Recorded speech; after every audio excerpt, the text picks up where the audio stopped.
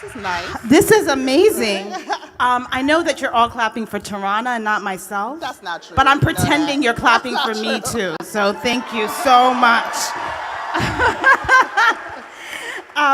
It's really only my deep respect for Tarana that is preventing me from taking over the next 30 minutes on an anti-prison, anti-policing, and anti-surveillance rant.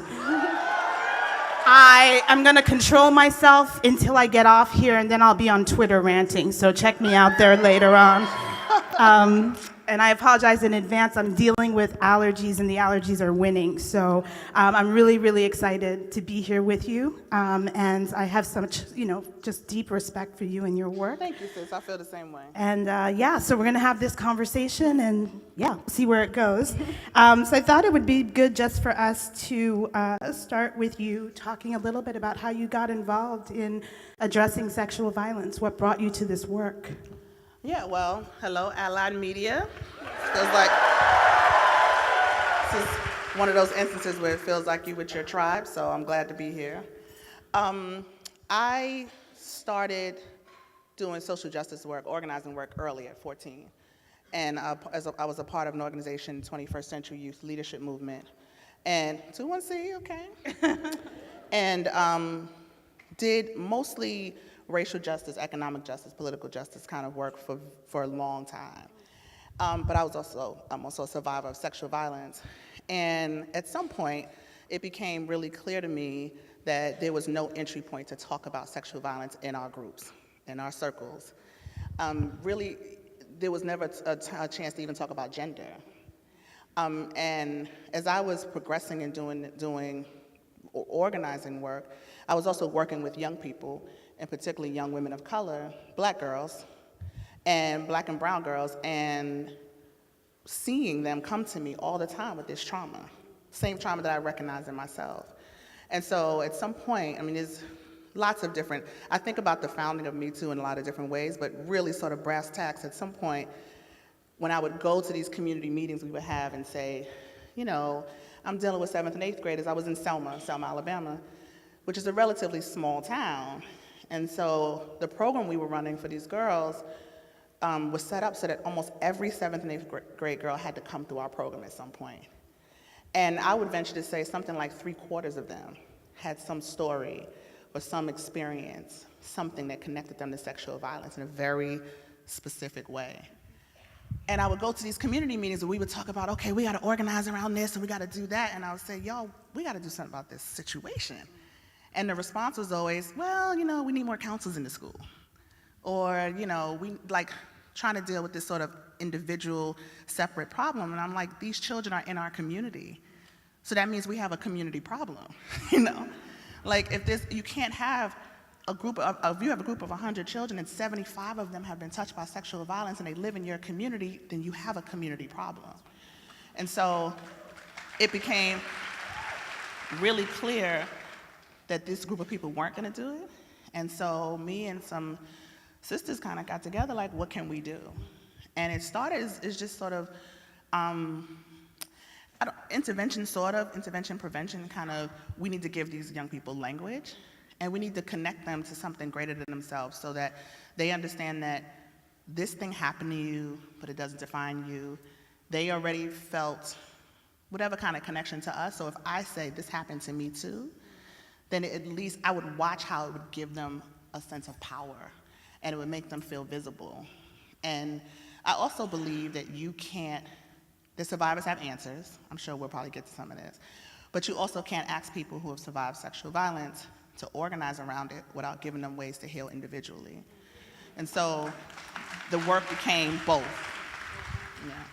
Can you talk a little bit, so you've been doing this work for a really long time before kind of the national dominant narrative around the Me Too hashtag blew up. What's the last year been like compared to all the years before for you? And also, what's the movement we actually need? So the last year's been a lot of things. It's hard to capture it in one or two words. In some ways, it's been overwhelming. It's been a roller coaster. In other ways, it's been deeply gratifying, deeply humbling.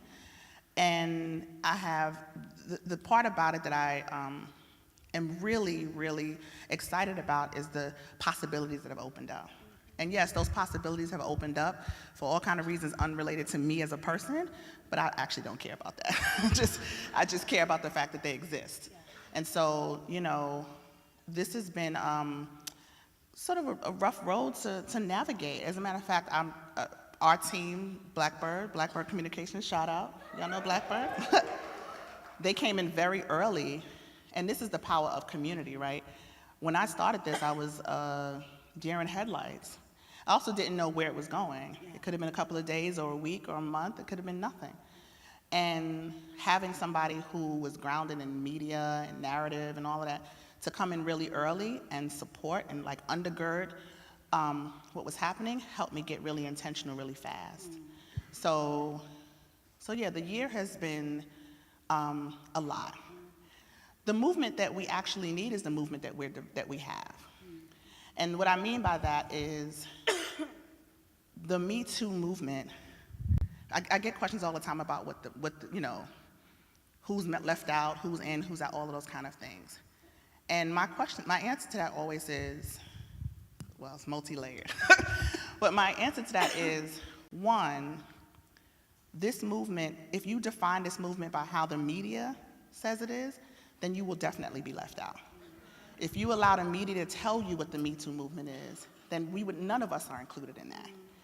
And so that's not a movement. We are movement people. We know what a movement is. The hashtag and what's happening on TV and who's going to jail and that's not a movement. Those are actions that are you know, reactions to things that have happened. And that's the media's response to it. What the media is doing with hashtag Me Too is not a movement. What we're building is a movement. This is the work, so we're building the movement that we need. And I really want our folks to, it almost feels like this, you know, y'all bear with me. But it almost feels like a lesson in how we relinquish our power, right? Because on the one hand, folks celebrate me all day. Oh, girl, you living your best life and you doing this and you doing that. And people will look me in my face and say, Black women are left out of the Me Too movement. And I'm like, I'm about as Black as you can get, right? And yes, we are left out if you define it the way the media does. They've never included us. That's not our media. But if we look for validation from them, right, then we'll never be there. And meanwhile, while we're looking for that validation, sexual violence is pervasive in our community, and we are overlooking that while we're looking for them to validate us. So important. I'm thinking also about, you're talking about media and the construction and the kind of dominant narrative of this movement, and I'm thinking also about what you're seeing maybe in terms of backlash to the movement. Oh. Can you speak a little bit to that, and how that's also impacting you as well, and also all of us in some ways? Yeah, I mean, you know, somewhere around, I don't know, somebody get the baby. Somewhere around November or December, maybe December, after the whole like Person of the Year thing happened, people were like, oh, well, brace yourself for the backlash, right? And we knew it was going to be, the pendulum had to swing the other way. Personally, it's difficult. I think where the backlash hurts the most is in this narrative change that we're trying to do. So while yes, we don't need validation from the media, representation is also still important.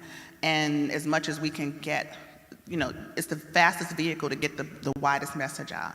And so I feel like what I do the most in terms of my engagement with mainstream media is try to pull them away from this narrative they have about it being a witch hunt, taking down power, all of that kind of stuff that we hear all the time. And I don't win all the time, right? Because for every time I'm appearing on any one of these shows, there's somebody else writing a headline that says, who's the Me Too movement taking down next? And people, our folks, believe that. And so I spent a lot of time untangling those misconceptions, which is time that could be spent on doing this work to support survivors. So that backlash has been harmful. And then personally, you know, I get all kind of like death threats and trolls and, I mean, awful. I'm always like, why I gotta die? Like, I gotta die because of, like, it's so dramatic. It's so, but it is, I mean, I have a child, I have family, and so it is concerning that my life doesn't feel like my own anymore in that way. And I have to be constantly thinking about my safety and constantly thinking about, you know, and it's interesting, it was like crazy white people at first, right? Trumpsters who were like, for some reason, I don't know how, I guess because he's a sexual predator, they connected like, let's protect our predator in chief, you know? I had a lot of like trolling from that group, and then after the Cosby verdict and the mute R. Kelly, our folks came out the woodwork. Yeah, and that trolling hurts me, right? That actually is hard. Like, white folks, I'm used to racist, crazy, you know, whatever. So, but like having to deal with black folks, you know, who just don't get it, and how they devalue us, and this is literally about how worthy you see me. And I'm not removed from that, because if you don't find value or worth in these black girls, then you don't find it in me. It's all connected. So that's hard. I mean, this links to something I've heard you talk about a lot, which is radical community healing. Yes. I think that links to that point of, you know, the intra-community work that we need to be doing in order for this to actually impact what the things that we want to impact. Yeah. So can you speak to radical community healing and what that means when you mention that? Yes. So I really feel like sometimes when you say the word healing, people take it as soft or something that can't be defined. And you can't define healing for an individual, right? Like what you need and I need to feel whole is different. But I do believe that radical community healing are the things that we decide together as a community that our communities need. And I often compare it to when people who have come home from like drug rehab, and they're told you can't go back into the community where you were using drugs because you're liable to, you know, use again or what have you. And I think about how many of us live and work and exist in the communities that we were harmed. That's right? Because we have no choice. That's right. And how many of us not just have to live and exist and work in there, but we have to watch people actively not care, actively not keep us safe, right? And so our communities have to heal as well. It's not gonna help for me to be whole as a person and be on a healing journey, and then I'm in this community where other people are being hurt around me, or I'm still vulnerable to being hurt again. We have to be radical about healing our communities. And that could look like laws and policies and all the rest of that, but that looks like also an unlearning. And when I think about intra-community, like you were talking about, we have so much unlearning to do in order for us to even think about the possibility of being whole as communities. And I think about communities that are healed are communities that are actively trying to make the world that we live in less vulnerable to sexual violence. And it happens in all kind of different ways, but if you're committed to it, you're always working on it. It's the thing you think of first. And so that's what I mean by radical community healing. We have to be super proactive about making our communities less vulnerable. I also want to ask a question about the ways that we've approached sexual violence in the past. If we approach it at all, the answer to the question of what is justice is often a conviction and potentially prison. Yeah. Even though most people who harm people sexually end up never seeing right. prison. But that's the solution, that's the one that's offered to people who Yeah. are surviving. And I wonder what you think about what are some other solutions that could be offered besides those that seem to not be working anyway. Right. And probably also contribute to a culture where it's actually impossible for people who cause harm to take accountability for that harm. Yeah. Because that's kind of always hanging over the them, head right. like a Damocles sword, you know? So there's so much conversation in communities of people who do this work around, restorative justice, transformative justice, sorry. There's so much conversation about it, and there's so much tension about it still, right? And so because I respect folks who survive sexual violence and their needs and where they are in that development, I try not to put my personal values on folks. But I do believe, and I often say, sexual violence happens on the spectrum, and justice has to happen on the spectrum. And survivors have to be the ones who define what justice looks like, right? And so, perfect example is when the Weinstein case broke. There was all of this talk. Not the case broke, but when he got arrested the other day, there was all of this like, oh, are we celebrating? How'd you feel? Did you feel excited or whatever? And I'm like, I'm not excited about this. And I actually talked to some of the survivors, and they weren't excited about it. And it's a perfect example of the nuances of how this works. There's studies and research that shows that most survivors aren't punitive. And that the reason why is because we have such close relation to the people who harm us most of the time, right? Yes. And so it really is about balancing this world that we envision where safety and justice is defined, and we dream about it all the time when we talk about transformative justice.